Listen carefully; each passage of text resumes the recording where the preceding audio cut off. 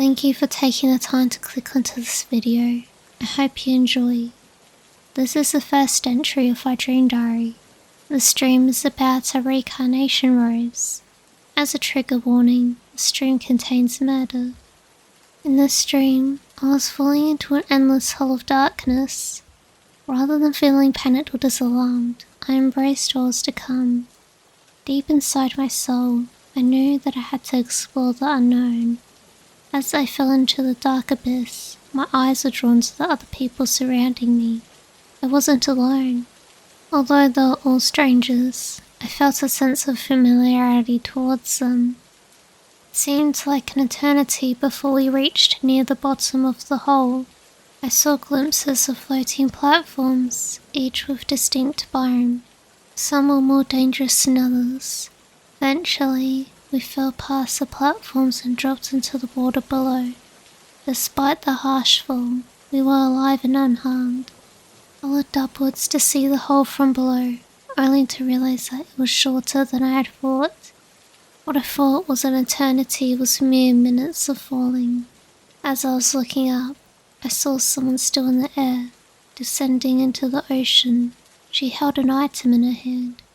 I looked down at my own hand, and I held an unusual item as well. It resembled an ancient weapon. As we searched for land to stand upon, I saw an unusual puzzle above me.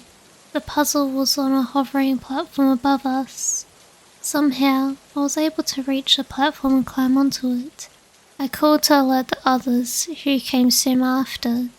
The platform was small, but wide enough for the four of us to stand on. It was round and shaped with mystical symbols on it.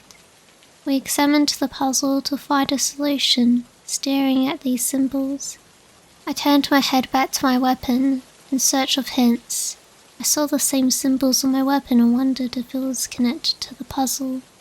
In the midst of my thoughts, Kathleen, one of the strangers alongside me, pointed out a uniquely shaped hole in the platform. It was the same shape as my weapon. I knew what I had to do. I asked the others to stand back, and I inserted my weapon into the platform. All of a sudden, the symbols on my weapon began to glow green, and soon after, the symbols platforms as well. The platform rotated clockwise, and another platform floated down to us. Kathleen told myself, Amphi and Eric to wait as she explored the other platform. As we waited, I learnt about Amphi and Eric. Eric believed that we were chosen by the whole for a chance of reincarnation, but if we do not succeed, we must fight these trials forever, losing ourselves to chaos and despair. He knew more information about this whole than the rest of us, as if he came here with purpose, perhaps to forget about his daily life like me. On the other hand, Amphi didn't expect any of this to happen. She said there was so much she wanted to do, like reaching a dream job, buying a house and raising children. But now, she can't do that, and the whole world was falling apart in front of her. I could relate to Amphi's suffering, and hugged her to give her support. Kathleen returned to tell us the good news. She explained that the other platform had a similar puzzle to the previous one, and she placed her umbrella-shaped weapon into it. A lever emerged from the platform, and she believes it will take them to the next area. Whatever leads to the other platform, I stood in place, frozen by fear. Deep inside me, I believed that something bad would happen the moment I took my weapon out of the rotating platform. I thought I had to sacrifice myself so that others could proceed. Just as my thoughts grew darker, Kathleen called out. She asked if I was coming. I looked up, and I said yes.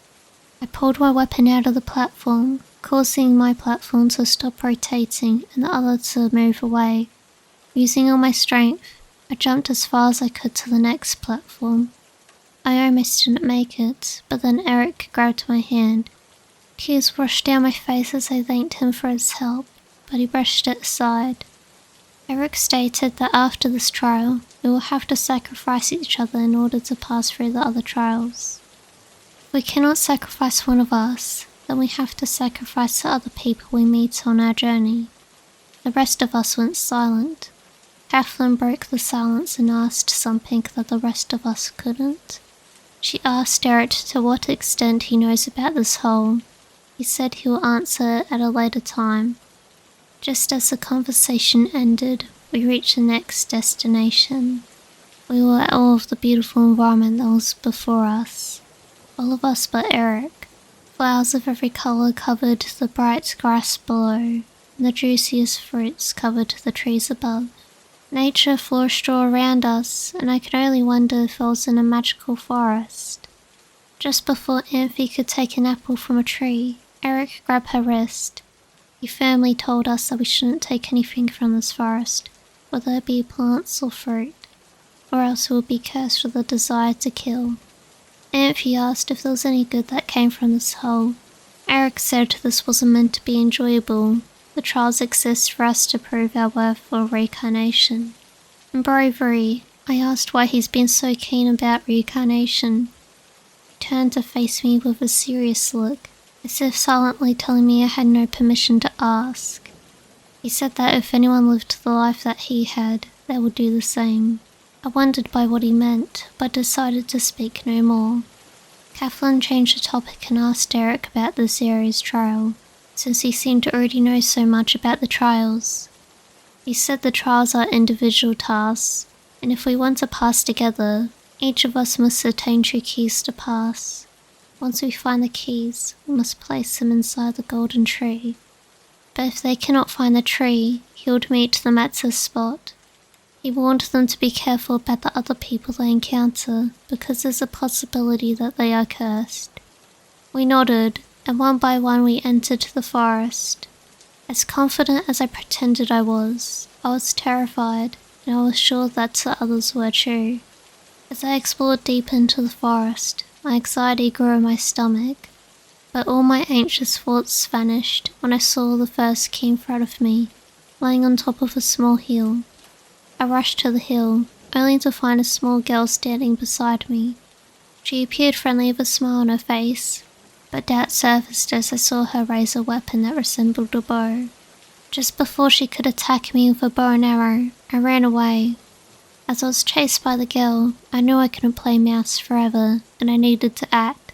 I baited her to a tree, circled around and attacked her from behind. I ran back to the hill to obtain the first key. Just as I searched for the second key, I found a young boy who seemed to be the same age as the girl. Worried that he would become suspicious of me, I remained silent and walked away. However, it seemed that my plan was unsuccessful when I saw a spear-like weapon fly inches from my face, barely scratching my right cheek. I turned around and saw the boy pointing his other spear at me. He said he would kill me for murdering his best friend. In the end, I defeated him, and guilt filled my heart. I didn't want to hurt either of them, but I told myself it was for survival. It was either them or me, and they were cursed. I found the next key on a small rock, and went to the golden tree. On arrival, I saw Eric and Kathleen, but Amphi was gone. I was crushed by the news that she died. Kathleen said Amphi was too kind to murder anyone, which meant that it led to her death.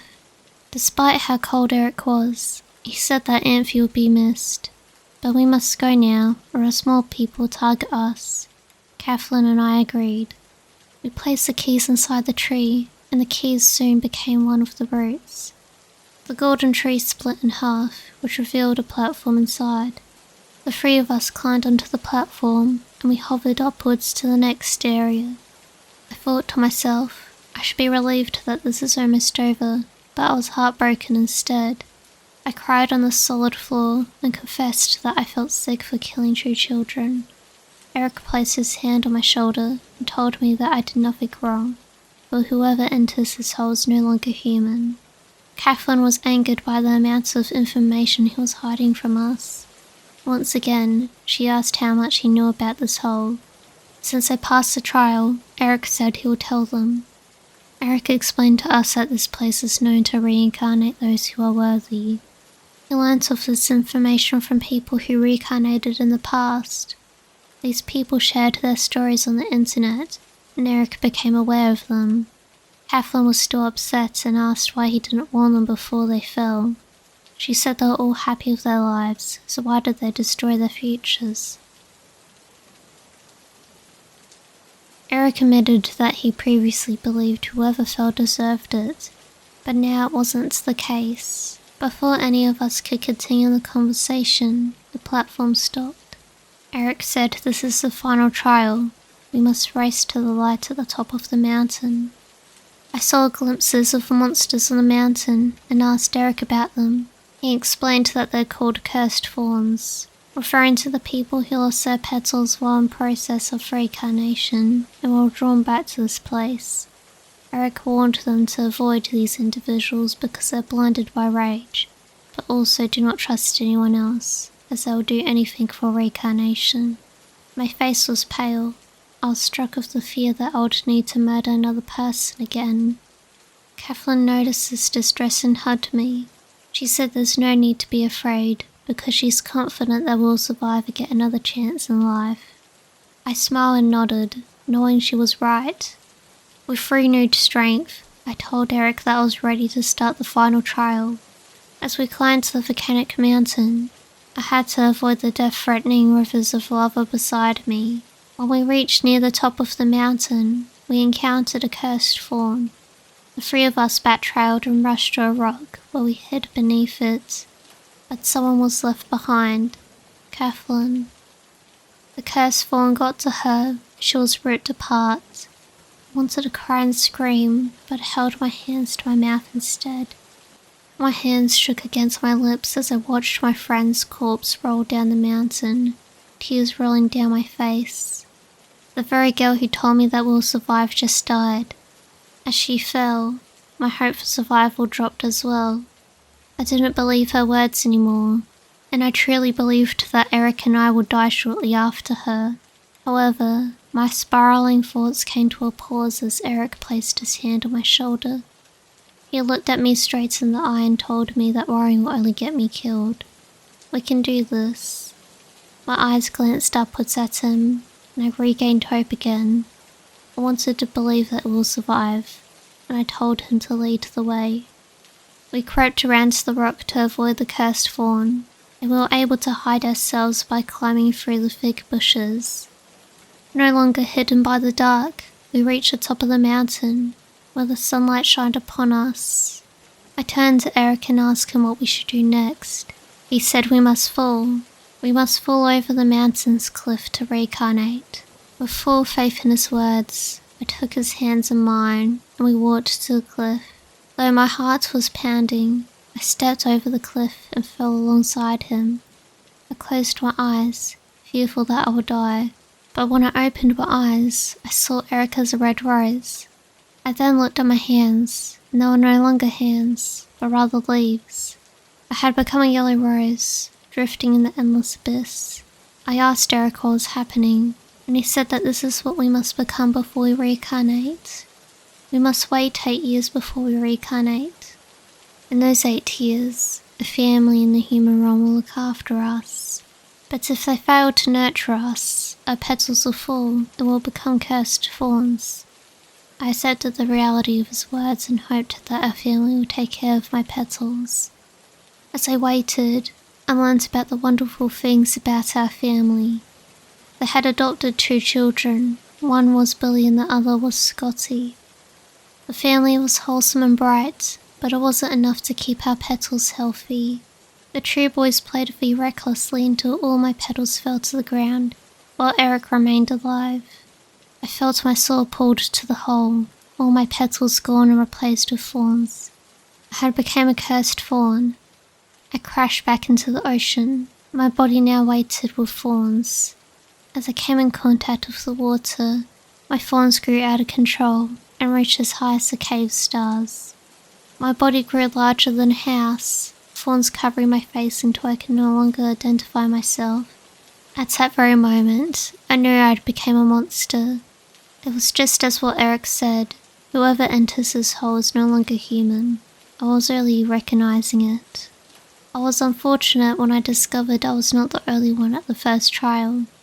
It was filled with people of all types, as well as cursed fawns. Triggered by the memories of Kathleen's death, I tightly grabbed a pole and flung myself across to the next trial using my weight. My large hands prevented me from grabbing up the keys, so I instead slipped them through my thorns and placed them into the golden tree. I had unlocked the final trial once more and ascended upwards. As I looked at the sight ahead of me, all I could see was pure rage. Before, it was the company of my friends who distracted me from the horror.